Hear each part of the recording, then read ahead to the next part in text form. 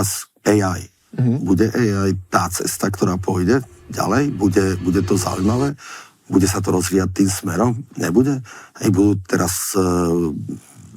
Čo sa stane akože kvantové počítače, akým spôsobom to ovplyvnia, prejdú ako do praxe. A to sú veci, ktoré napríklad vplyvajú do strašne veľa segmentov, aj do toho cestovného ruchu.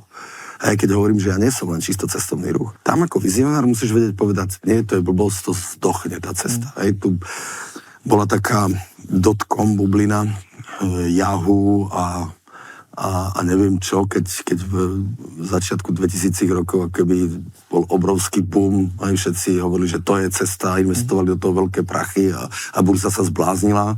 Konkrétne Yahoo je taký príklad toho. A čo je dneska Yahoo? Nejako existuje, ale Yahoo bol viac ako Google.